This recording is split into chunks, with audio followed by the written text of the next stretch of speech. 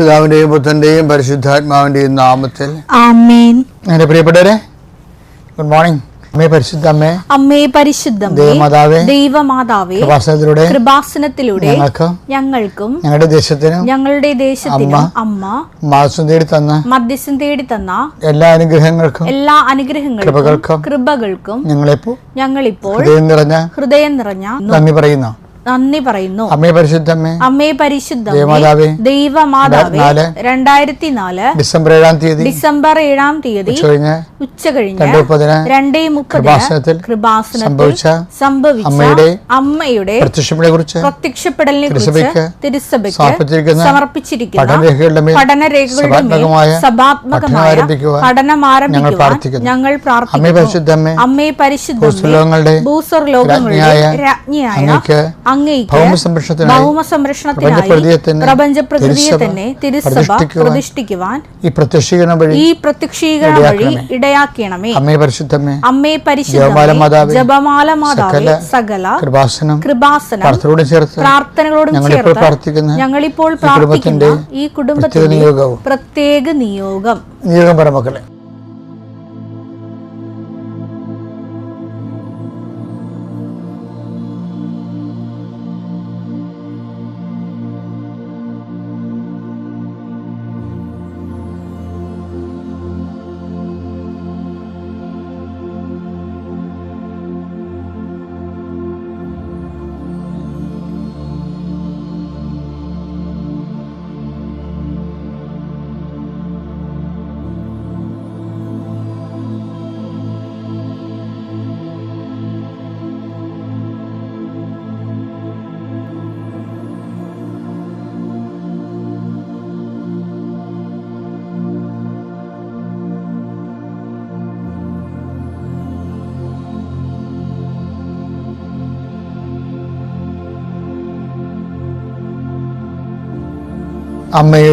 അമ്മയുടെ പ്രത്യക്ഷീകരണത്തിന്റെ അനുഗ്രഹവേളയിൽ ഞങ്ങൾക്ക് സാധിച്ചു തരുവാൻ കനിയണമേ.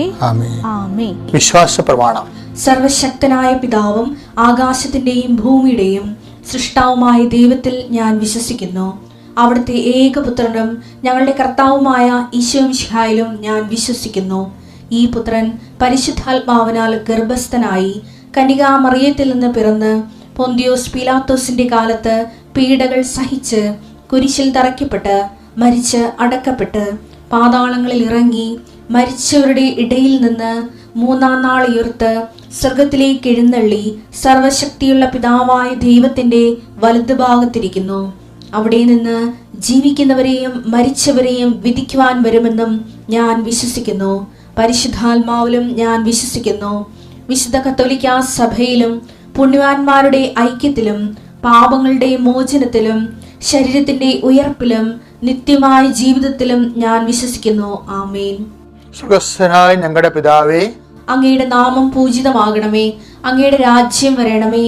അങ്ങയുടെ തിരുമനസ് സ്വർഗത്തിലെ പോലെ ഭൂമിയിലുമാകണമേ. അന്നു വേണ്ടുന്ന ആഹാരം ഇന്ന് ഞങ്ങൾക്ക് തരണമേ. ഞങ്ങളോട് തെറ്റ് ചെയ്യുന്നവരോട് ഞങ്ങൾ ക്ഷമിക്കുന്നത് പോലെ ഞങ്ങളുടെ തെറ്റുകൾ ഞങ്ങളോടും ക്ഷമിക്കണമേ. ഞങ്ങളെ പ്രലോഭനത്തിൽ ഉൾപ്പെടുത്തരുതേ, തിന്മയിൽ ഞങ്ങൾ രക്ഷിക്കണമേ. ആമേൻ. നന്മ നിറഞ്ഞ മറിയമേ, സ്വസ്തി. കർത്താവ് അങ്ങയുടെ കൂടെ സ്ത്രീകളിൽ അങ്ങ് അനുഗ്രഹിക്കപ്പെട്ടവളാകുന്നു. അങ്ങയുടെ ഉദരത്തിൻ ഫലമായി ഈശോ അനുഗ്രഹിക്കപ്പെട്ടവനാകുന്നു. പരിശുദ്ധ മറിയമേ, തമ്പുരാന്റെ അമ്മേ, പാപികളായ ഞങ്ങൾക്ക് വേണ്ടി ഇപ്പോഴും ഞങ്ങളുടെ മരണസമയത്തും തമ്പുരാനോട് അപേക്ഷിക്കണമേ. ആമേൻ. കർത്താവ് നിന്റെ ഉന്നതമായ നാമത്തിന് സ്വസ്ഥം ചെയ്യുന്നു. കർത്താവ് നിന്റെ വിശുദ്ധ പൗരോഹിത്യത്തെ മഹത്വപ്പെടുത്തണമേ. കർത്താവ് സഭയിലുള്ള സാന്നിധ്യം പ്രകടമാക്കണമേ.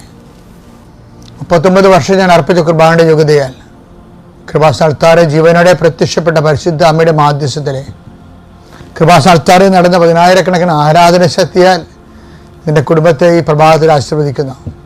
മെയ് 16-ാം തീയതിയായ വെള്ളിയാഴ്ച നീ പോകുന്നിടത്തേക്കെല്ലാം കർത്താവിൻ്റെ ചൈതന്യം പ്രസരിക്കാനും കർത്താവിൽ അവലംബം വെക്കുന്ന നീ അവനിൽ ആശ്രയം വെക്കുന്ന നീ നിന്റെ ജീവിത ചുറ്റുപാടുകളിൽ നിന്റെ ശക്തി ക്ഷയിച്ചു പോകുമ്പോൾ, നിന്റെ സ്വാധീനം കെട്ടുപോകുമ്പോൾ, നീ നിരാലംബനാകുന്ന ഓരോ നിമിഷവും നീ വിശ്വസിക്കുകയും സ്നേഹിക്കുകയും വിശ്വാസം അർപ്പിക്കുകയും ചെയ്യുന്ന ദൈവത്തിൻ്റെ കാരുണ്യവും ചൈതന്യവും സാന്നിധ്യവും നിനക്ക് അവകാശവും ഓഹരിയും കിട്ടുമെന്ന് പ്രാർത്ഥിക്കുന്നു.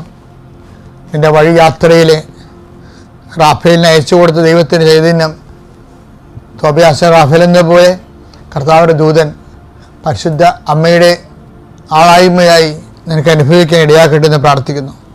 നിൻ്റെ കച്ചവട ബന്ധങ്ങൾ, ബിസിനസ്സുകൾ, വ്യാപാരങ്ങൾ, വ്യവസായങ്ങൾ, ആർഗവ മാർഗങ്ങൾ, നിൻ്റെ ജീവിത മാർഗങ്ങൾ കർത്താവ് ആശീർവദിക്കുകയും അനുഗ്രഹിക്കുകയും ചെയ്യട്ടെ. നിൻ്റെ ജീവിത സന്ധാരണ മേഖലകളിൽ നീ അനുഭവിക്കുന്ന പ്രത്യേക പ്രതിസന്ധികളും മറ്റുള്ളവർ ഉയർത്തുന്ന മത്സരങ്ങളും നിൻ്റെ ജീവിത മാർഗങ്ങൾ കെട്ടുപോകുന്ന അവസ്ഥയിൽ കർത്താവിൻ്റെ ശക്തിയിലേക്ക് ആവസിക്കുകയും അത് ആളിക്കത്തുകയും ചെയ്യട്ടെ. കാനായിലെ കല്യാണത്തിലേക്ക് സന്നിഹിതയായ പരിശുദ്ധ അമ്മ കന്യാസ്ത്രീ മറിയം നിൻ്റെ ജീവിത കണ്ണുനീരെ കർത്താവിൻ്റെ തിരുസേനയിൽ താലത്തിലാക്കി സമർപ്പിക്കുകയും ഈശോ ആവർത്തിക്കുകയും ആശീർവദിക്കുകയും അതിനൊക്കെ രത്നങ്ങളായി ദൈവത്തിന് വിലപിടിയാത്ത ദൈവത്തിൻ്റെ കൃപയായി ദൈവത്തിന് നിൻ്റെ ജീവിത മണ്ഡല അനുഗ്രഹങ്ങളായി തിരിച്ചു കിട്ടട്ടെ എന്ന് പ്രാർത്ഥിക്കുന്നു. കർത്താവേ, ശരീരം മുഴുവൻ രോഗമുള്ളവരെ സംബന്ധിച്ച് പ്രാർത്ഥിക്കുന്നു. രോഗം കൊണ്ട് മനസ്സ് ഇടിയുന്നവരെ സംബന്ധിച്ച് പ്രാർത്ഥിക്കുന്നു. രോഗം കൊണ്ട് സാമ്പത്തികമായി ദരിദ്രം സംഭവിക്കുന്നതിനെ സംബന്ധിച്ച് പ്രാർത്ഥിക്കുന്നു. രോഗം കൊണ്ട് വരുമാനത്തിന് ഉള്ള മാർഗം നഷ്ടപ്പെട്ടതിനെ സംബന്ധിച്ച് പ്രാർത്ഥിക്കുന്നു. രോഗം കൊണ്ട് ജീവിതമാർഗം അടഞ്ഞു പോയതിനെ സംബന്ധിച്ച് പ്രാർത്ഥിക്കുന്നു. എൻ്റെ കർത്താവിന് ഉന്നതമായ നാമത്തിൽ സഭയുടെ അധികാരത്തിൽ കുരിശിൻ്റെ അടയാളത്തിൽ ദൈവം തന്നെ ഏറ്റവും വലിയ ദൈവത്തിൻ്റെ കൃപയായി നിങ്ങൾ നിറയട്ടെ. ജീവിതമാർഗം കർത്താവ് അതിൻ്റെ വാതിൽ തുറന്നു തട്ടെ എന്ന് പ്രാർത്ഥിക്കുന്നു. വിവാഹം ഒത്തുവരാത്തവർ, മക്കളില്ലാത്തവർ, മക്കളെ കൊണ്ട് പൊറുതി മുട്ടിയവർ, മക്കൾ പലതരത്തിലുള്ള തെറ്റായ ബന്ധങ്ങളിലും അതുപോലെ തന്നെ പലതരത്തിലുള്ള തെറ്റായ ശീലങ്ങളിലും ചെന്ന് അകപ്പെട്ടിട്ട് പ്രാർത്ഥനയുമില്ല, ദൈവവുമില്ല, അക്രമാസക്തമായ സ്വഭാവം കാണിക്കുകയും ഭ്രാന്തമായ രീതിയിൽ പെരുമാറുകയും ചെയ്യുന്ന മക്കളെ കർത്താവിൻ്റെ വിശുദ്ധമായ രക്തം തളിച്ചുകൊണ്ട് യേശുവിൻ്റെ നാമത്തിൽ അവൻ്റെ ദുശ്ശീലങ്ങളെ ബന്ധിച്ചുകൊണ്ട് മാതാവിൻ്റെ മധ്യസ്ഥത്തിൽ നിൻ്റെ കർത്താവിൻ്റെ കുരിശിൻ്റെ ചുവട്ടിൽ വെക്കുന്നു. എൻ്റെ കർത്താവിൻ്റെ ഉന്നതമായ നാമത്തിൽ സഭയുടെ അധികാരത്തിൽ കുരിശിൻ്റെ അടയാളത്തിൽ ദൈവശക്തിയാൽ നിൻ്റെ ഇന്നത്തെ മുഴുവൻ ഉദ്യമങ്ങളെ കർത്താവ് ആശീർവദിക്കട്ടെ. നിൻ്റെ സംസാരങ്ങളെയും സംഭാഷണങ്ങളെയും ചെയ്തികളെയും നിൻ്റെ ഒപ്പിനെയും നിൻ്റെ എഴുത്തിനെയും കർത്താവ് ആശീർവദിക്കട്ടെ. നിൻ്റെ യാത്ര, നിൻ്റെ ജോലി, നിൻ്റെ താമസം, നിൻ്റെ മറ്റുള്ളവരുമായിട്ടുള്ള ഇടപെടലുകൾ കർത്താവിനെ ഏറ്റെടുക്കുകയും നിനക്കത് അനുകൂലമായി മാറ്റുകയും ചെയ്യട്ടെ. എൻ്റെ കർത്താവിൻ്റെ ഉന്നതമായ നാമത്തിൽ ഉന്നതമായ വിദ്യാഭ്യാസത്തിന് വേണ്ടി, ഉന്നതമായ ജീവിതത്തിന് വേണ്ടി ഉള്ള നിൻ്റെ പരിശ്രമങ്ങളിൽ നിൻ്റെ കഴിവുകൾ നീ തിരിച്ചറിയുകയും ദൈവത്തെ നീ ആശ്രയിക്കുകയും കർത്താവിൻ്റെ ചൈതന്യം നിന്നെ ആവശ്യിക്കുകയും നീ ഉന്നതമായ മേഖലകളിൽ നിനക്കുള്ള തടസ്സങ്ങളെ ഈ ഒറ്റ പ്രാർത്ഥന കൊണ്ട് നീങ്ങിപ്പോവുകയും ചെയ്യട്ടെ. എൻ്റെ കർത്താവിനുമായ നാമത്തിൽ സഭയുടെ അധികാരത്തെ കുരിശിൻ്റെ അടയാളത്തിൽ ദൈവത്തിൻ്റെ ശക്തിയാൽ നീ ഇന്നേ ദിവസം കർത്താവിൻ്റെ നാമത്തെ ആശീർവദിക്കപ്പെടട്ടെ. എൻ്റെ പ്രിയപ്പെട്ടവരെ, ആധ്യാത്മിക ജീവിതബന്ധിയായിട്ട് ഓരോ ദിവസവും പുരോഗമിക്കുന്നതാണ്. അത് പലപ്പോഴും അനുഭവങ്ങളിലൂടെയാണ് പുരോഗമിക്കുന്നത്. ഓരോ അനുഭവങ്ങളിലും ദൈവത്തിന് എന്തെങ്കിലും കാരണങ്ങളുണ്ടാകും. ആ അനുഭവത്തിലൂടെ നമ്മളെ കടത്തിവിടുന്നതിലൂടെ ദൈവത്തിന് എന്തെങ്കിലും കാരണങ്ങളുണ്ടാകും. ആ കാരണം ദൈവികമായ കാരണങ്ങളാണെന്ന് പറഞ്ഞുകൊണ്ട് നമ്മൾ ദൈവത്തിന് സമർപ്പിച്ച് കഴിയുമ്പോൾ ആ വിഷയത്തെക്കുറിച്ചുള്ള ഭയം കുറഞ്ഞു വരും. ഞാൻ എപ്പോഴും ഓർക്കാറുണ്ടേ, മറിയത്തോട് ദൈവം ആദ്യമേ കാണുമ്പോൾ പറയണത് ഭയപ്പെടേണ്ടതാണ്. എന്നുവെച്ചാൽ ഭയപ്പെട്ടു പോയാൽ എല്ലാം തൊലയും. അതാണ് വിഷയം. ഭയപ്പെടരുത്. നമുക്ക് പാമ്പ് കടിച്ചു കഴിഞ്ഞാൽ എന്താ പറയണത്? ഭയപ്പെടരുതെന്ന് പറയും. ഇപ്പം ചില ആൾക്കാരൊക്കെ ഈ ഇരിച്ചങ്കന്മാരൊക്കെ ഭയപ്പെടത്തില്ല. കഴിഞ്ഞ ദിവസങ്ങളിലൊരു സാക്ഷ്യം ഉണ്ടായിരുന്നു. ഒരാളെ പാമ്പ് കടിച്ച്, അപ്പോൾ പാമ്പ് ടെസ്റ്റ് ചെയ്തപ്പോൾ പാമ്പിനെ കൊണ്ടുവന്നില്ലെങ്കിലും ഡോക്ടർ അറിയാൻ കരിമുറുക്കനാണെന്ന് മനസ്സിലായി. പക്ഷെ ഡോക്ടർ പറഞ്ഞില്ല പേഷ്യൻറ്റിനോട്. എന്താണ്? അയാൾ ഭയപ്പെട്ടു പോകുമെന്ന് പറഞ്ഞുകൊണ്ടാണ് പറയാതിരുന്നത്.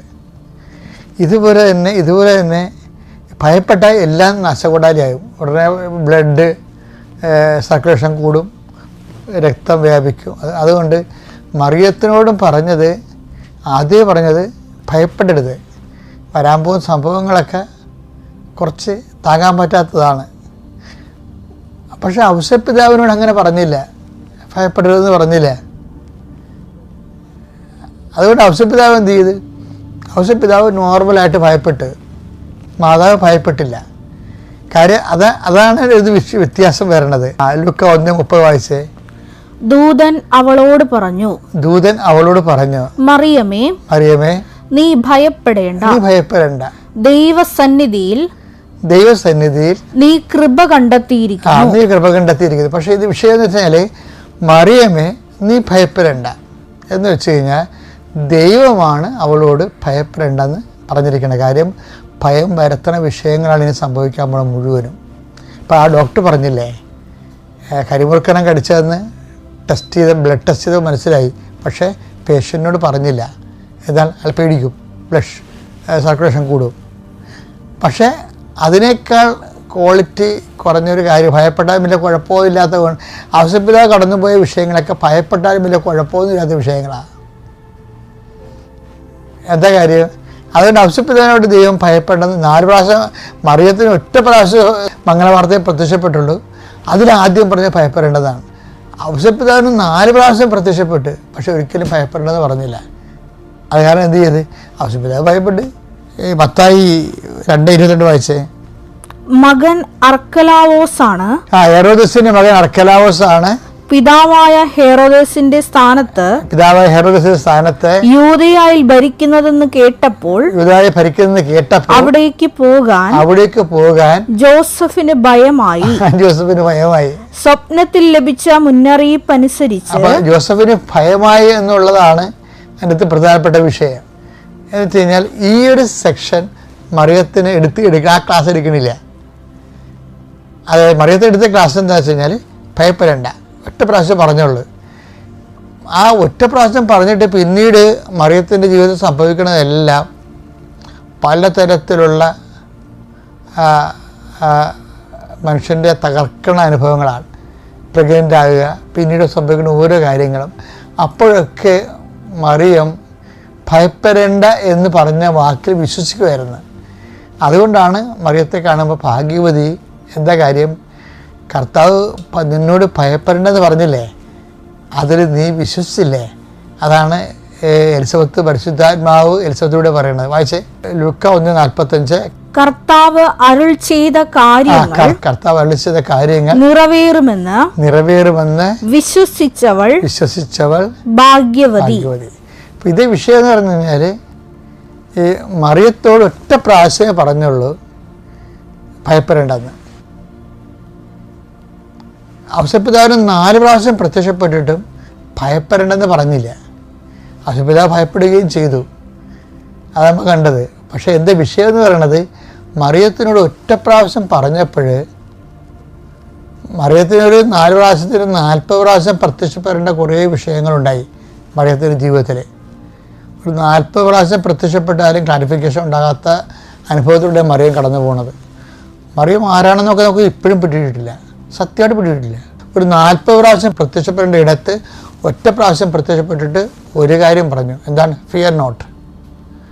എന്നുവെച്ചാൽ ഒരു വ്യക്തിയുടെ ആധ്യാത്മികത എന്ന് പറയുന്നത് ദൈവത്തിൻ്റെ വചനത്തിൽ വിശ്വസിച്ചിട്ട് അത് സ്വന്തം ജീവിതത്തിൽ ആക്ടിവേറ്റ് ചെയ്യുമ്പോൾ എപ്പോഴാണ് ഭയം കുറഞ്ഞ് ഭയം ഇല്ലാണ്ടാകണത്.